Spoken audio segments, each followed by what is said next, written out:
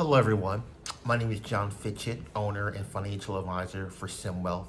SimWealth, who are we? We are a full service financial institution dedicated to the financial empowerment of our clients.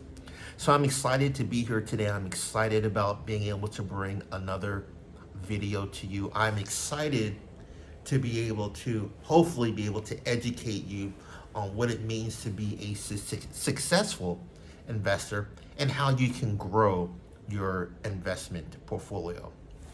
I've made videos right now talking about different financial topics, investment topics. I'm going to continue to talk about different investment and financial topics.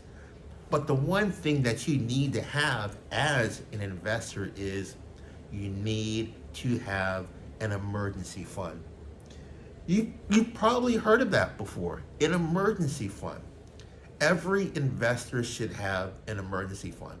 You should have a rainy day fund. There are situations that are going to come up in your life where you're going to be able you're going to need to put your hands on that emergency fund. Now, you could have had a job loss. You could have some type of short-term, maybe potentially long-term disability that comes into your life. So being able to have an emergency fund at your disposal will help you to not have to pull money from your investment portfolios, whether it be retirement accounts or non-retirement accounts. Hopefully you will not have to be able to pull money from your investment portfolios if you have an emergency fund.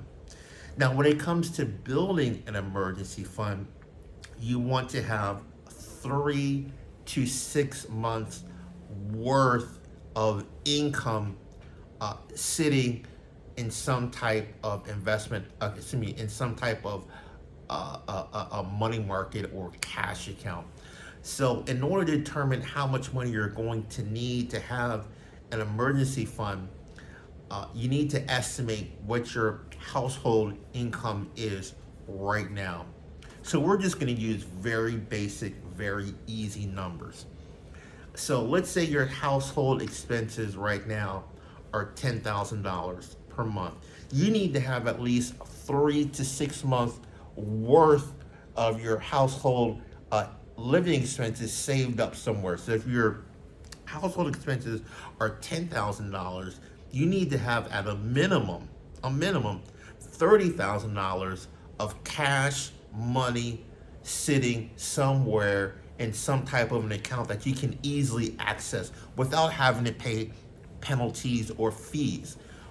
That same $10,000, if you need to have 6 months worth of living expenses, you want to have at least $60,000 of cash money saved up somewhere so that you can access that money without having to pay penalties to withdraw that.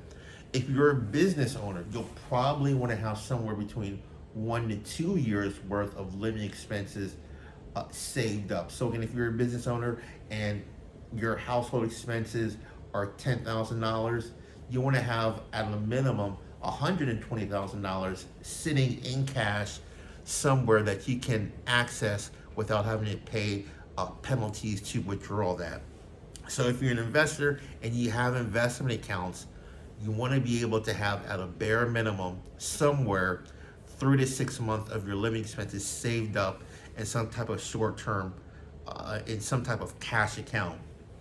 So when it comes to building your cash reserves, there are some things that you can do to help build a savings account or a rainy day fund or an emergency fund. So one thing that you can do is you can make sure that you have money deducted from your paycheck periodically going into some type of money market or cash account. So just like your employer deducts XYZ amount of money every single month, every 2 weeks, whatever it is, to go into your company 401k or some type of retirement plan, you want to make sure that you systematically take a certain amount of money from your paycheck and put it into some type of cash account to be used specifically as a rainy day fund or an emergency fund. You can look at reducing your discretionary expenses to help help build an emergency fund. So things such as eating out, movies, unnecessary subscriptions. You can reduce or eliminate those and use those dollars to fund an emergency fund. Things such as bank certificates of deposits, you can use that also as a source to build an emergency fund. You can, on a short-term basis in a fully taxable investment account, the dividends that are in that investment account, you can have those dividends reinvested into a cash account. So instead of those dividends being reinvested back into the investment fund for a short-term period, you can have those dividends put into some type of cash account as a way to help build an emergency fund. And then also potentially, do you have cash sitting in a life insurance policy? You may be able to borrow on the cash value of a life insurance policy as a way to build an emergency fund. And then finally, you can use credit as a way to build an emergency fund. Now, I don't always recommend that. That's like the last thing that you want to do, because the thing is that if you use credit as a way to build an emergency fund, that money has to be paid back at some point in time. And when you pay that money back, it could be at a pretty high interest rate. But that is also one way to help build an emergency fund. Once you have an emergency fund established, 3 to 6 months worth of savings, where should you keep that money? Again, you want to keep that money in an account that you can readily access that. Now, personally for myself, I'm a big fan of keeping your emergency fund in some type of bank savings account, bank money market account, bank certificates of deposits. These are all FDIC insured investments. By keeping it in a bank, because if you keep the money in a bank, generally speaking, if it's in a savings account, a money market account, you can withdraw that money without having to pay penalty. If you're keeping that emergency fund in a bank certificate of deposit, you may want to look at a strategy such as laddering CDs. So you can have a CD that matures in 3 months. You can have another one that matures in 6 months. You may have another one that matures in 1 year. So laddering your CDs also is another way to build, or is another way to keep your emergency fund. So having an emergency fund, again, it's very, very important to have as an investor. And then also, you want to review your account on an annual basis. Let's say you establish an emergency fund 10 years ago.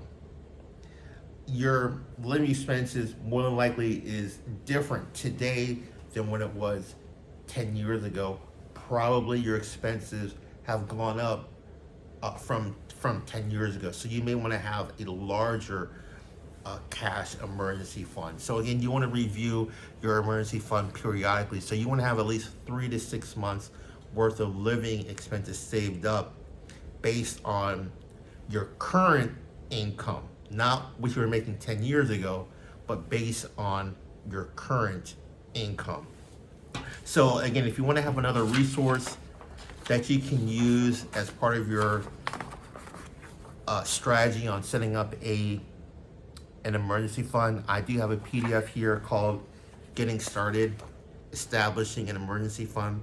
If you'd like to have this PDF, just send me an email. My contact information is going to be below.